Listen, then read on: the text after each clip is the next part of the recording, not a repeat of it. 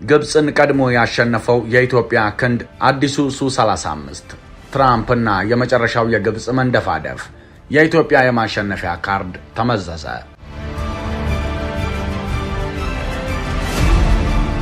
ኢትዮጵያ የነዳጅ ማጣሪያ ግንባታ ስትጀምር ምስሮች አደገኛ የፕሮፓጋንዳ ጥቃት ጀመሩ። አሁንም የኢትዮጵያ ጦር አዳዲስ ሩሲያ ሰራሽ ሱ-35 ተዋጊ ጀቶችን ከሩሲያ ሊረከብ እንደሆነ ሲሰማ የግብፅ ቤተመንግስት መናጋት ጀመረ። ሁሉም ነገር ግን ዞሮ ከህዳሴ ግድቡ ጋር የሚገናኝ ነው። ይባስ ብሎ አሁን የአሜሪካው ፕሬዝዳንት ዶናልድ ትራምፕ በግብፅ ጉብኝት ሊያደርጉ መሆኑን ተከትሎ አልሲሲ በኢትዮጵያ ላይ ሲሲቱ ተሰምተዋል። ነገሩ የኢትዮጵያ የፖለቲካ ውጥረት ግምት ውስጥ ባስገባ በሚመስል መልኩ ማስፈራሪያ መላካቸው ይመስላል።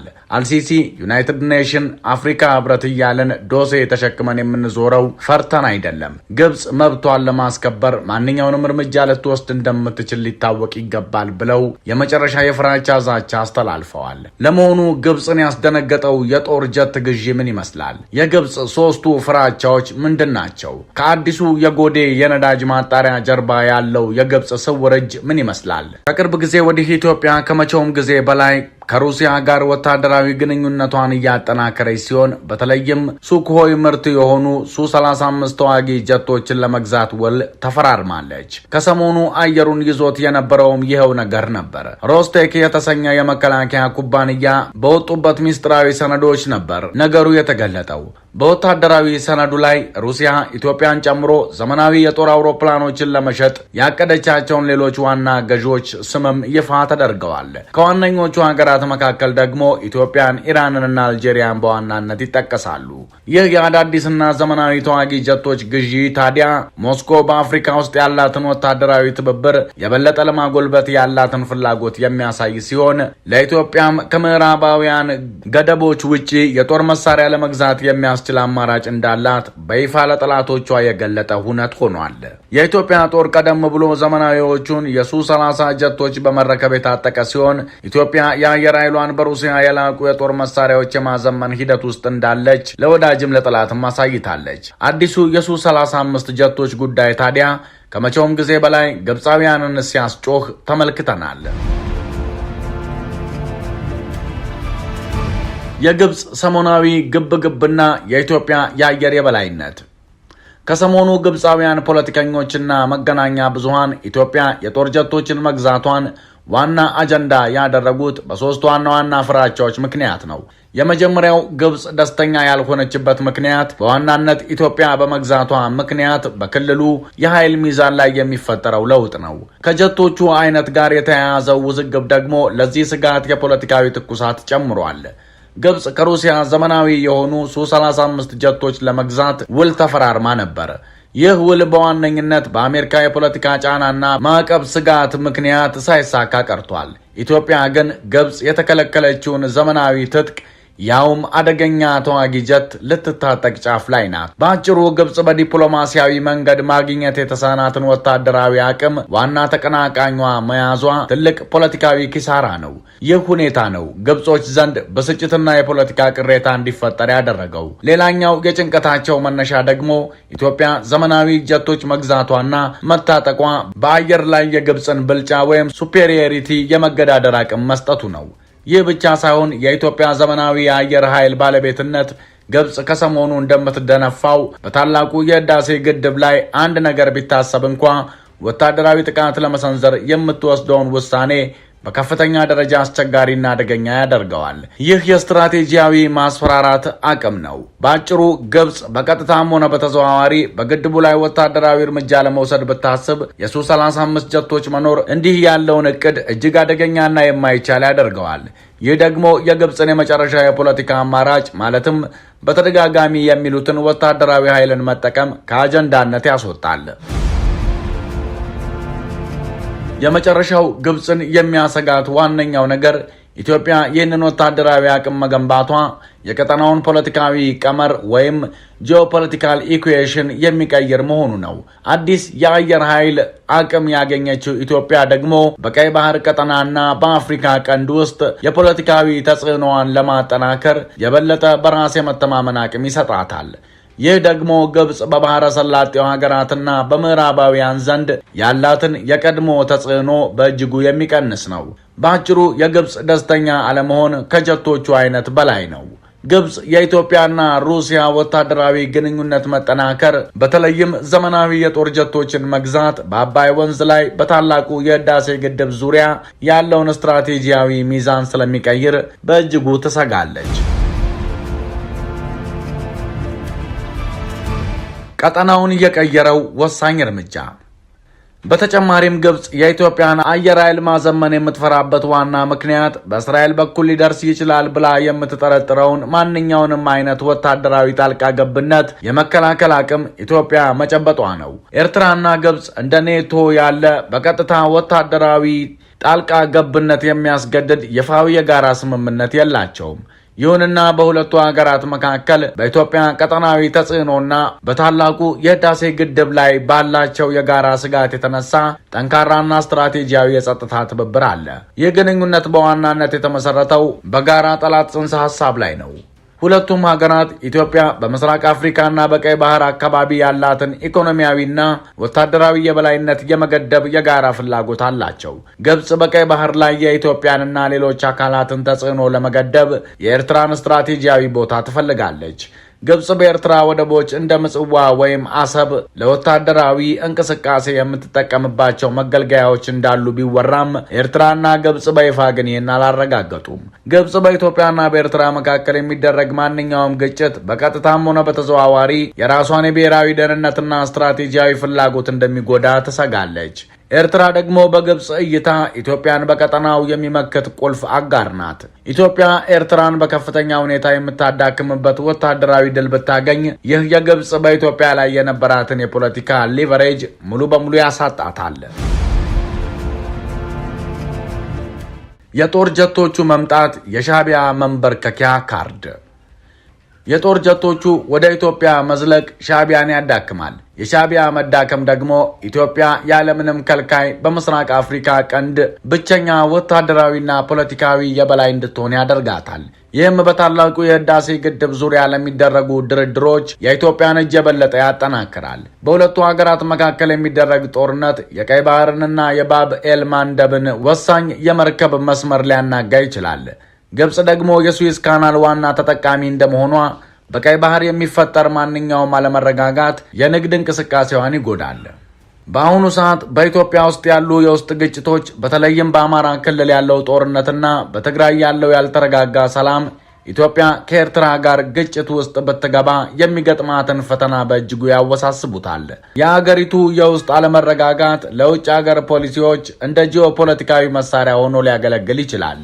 ግብጽና ኤርትራ የጋራ ስትራቴጂያዊ ፍላጎት ስላላቸው በሰሜን በኩል ያለ ማንኛውም አለመረጋጋት ለግብጽ እንደ ስትራቴጂካዊ ጥቅም ይቆጠራል። ግብጽ በኢትዮጵያ የውስጥ አለመረጋጋት ከፍተኛ ጥቅም ልታገኝ ትችላለች። ዋናው ዘዴዋም ኢትዮጵያ በሁለትና በሶስት ግንባር እንድትዋጋ ማስገደድ ነው። ግብጽ በቀጥታ ወደ ግጭት ውስጥ ሳትገባ የፖሊሲ ግቧን ለማሳካት ለሚረዱ የውስጥ ኃይሎች ወይም ለኤርትራ ፋይናንስ፣ መረጃ ወይም ወታደራዊ ያልሆኑ ድጋፎችን ልታደርግ ትችላለች። የኢትዮጵያን ያለማቋረጥ የውስጥ ኃይሏን እንድትጠቀም ይገፋፋታል።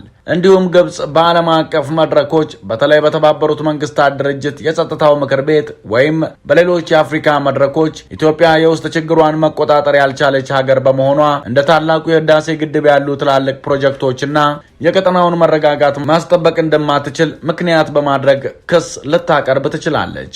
ግብጽ ኢትዮጵያ ከኤርትራ ጋር ግጭት ውስጥ እንድትገባ ብትገፋፋ ዋናው ጥቅሟ ኢትዮጵያ የቅርብ ጊዜ ግዢዋን ሱ-35 ጀቶችን ለመሰረታዊ ሀገር መከላከያ ከመጠቀም ይልቅ የድንበር ጦርነቱ የውስጥ ግጭቶችን ለመቆጣጠር እንድትጠቀምበት ማስገደድ ነው። ይህ የኢትዮጵያን ስትራቴጂያዊ አቅም ያዳክማል። በአጭሩ የኢትዮጵያ የውስጥ አለመረጋጋት በተለይም በአማራ ክልል ያለው ግጭት ለግብጽና ለኤርትራ የጋራ ጥቅም ሊውል የሚችል ትልቅ ስትራቴጂካዊ ተጋላጭነት ነው።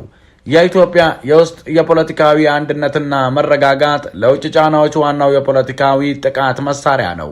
ግብጽ ሃይማኖትን እንደ ፖለቲካዊ መሳሪያ ለመጠቀም ከሚሞክሩ ወይም ከሚጠቀሙ ሀገራት አንዷ መሆኗ በጂኦፖለቲካዊ ትንታኔዎች የተረጋገጠ ነው።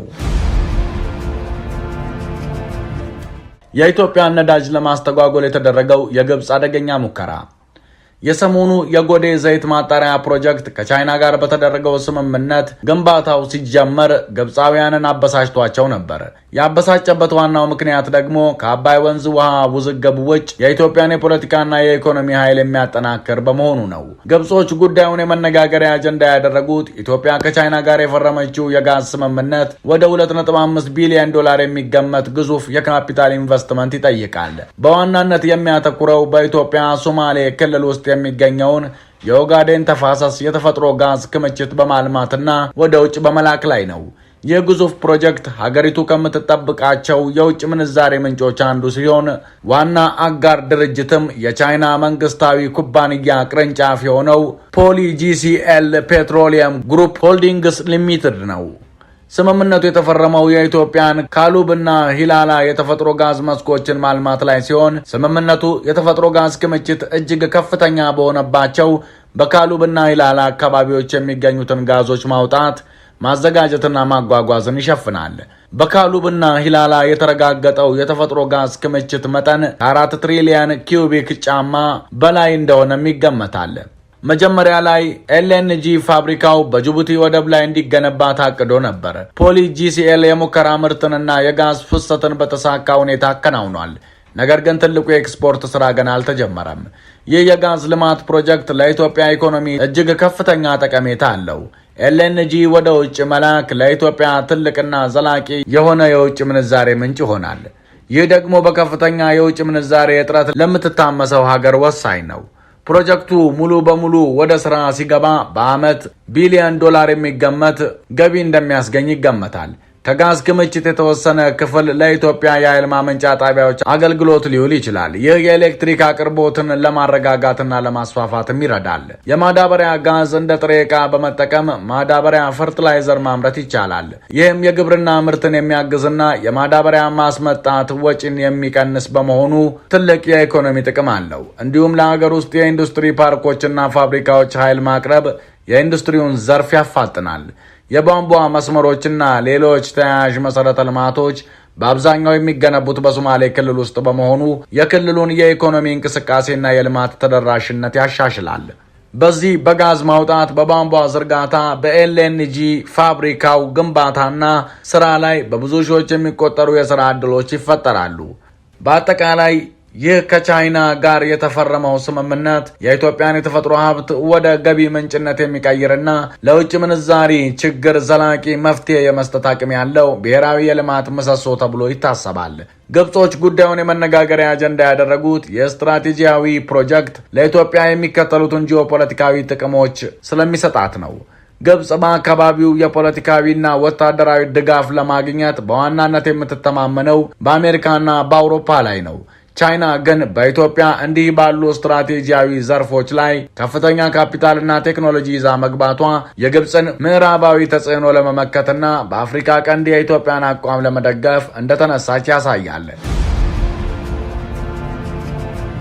ግብጽ ኢትዮጵያን ከፍተኛ የውጭ ኢንቨስትመንት የማታገኝ ሀገር አድርጋ ለማቅረብ የምትሞክርበትን ዲፕሎማሲያዊ መንገድ የቻይና ተሳትፎ ይዘጋባታል።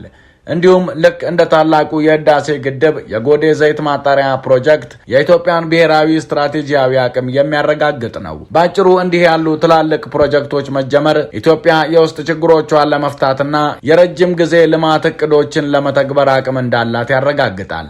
ይህ ደግሞ ግብጽ በኢትዮጵያ ውስጥ አለመረጋጋትን በመጠቀም ጫና ለመፍጠር የምታደርገውን ጥረት ያዳክመዋል። በአጠቃላይ የግብጽ ምላሽ የመጣው በጎዴ ዘይት ማጣሪያ ውስጥ ባለው ድፍድፍ ዘይት ሳይሆን ፕሮጀክቱ ኢትዮጵያን ከውጭ ኢኮኖሚያዊ ግፊት ነፃ በማውጣት የበለጠ ኃይልና ራስ ገዝ ሀገር በተመሳሳይ ራስ ገዝ ሀገር የሚያደርጋት መሆኑ ስለታወቃት ነው። የጦር ጀቶቹ ግዥም በተመሳሳይ ቀደም ብለን እንዳልነው እስከ መጨረሻው የአየር ላይ የበላይነቷን ስለሚጋፋት ነው።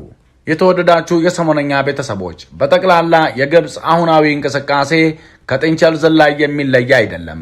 ምክንያቱም ዝላዩ ተመልሶ የሚያርፈው መሬት ላይ ነውና። አብራችሁን ስለቆያችሁ ምስጋናችን ከልብ ነው። ሰብስክራይብ በማድረግ ቤተሰብ ሁኑን። ሰናይ ጊዜ። ሰላም በምድራችን ላይ ይስፈን።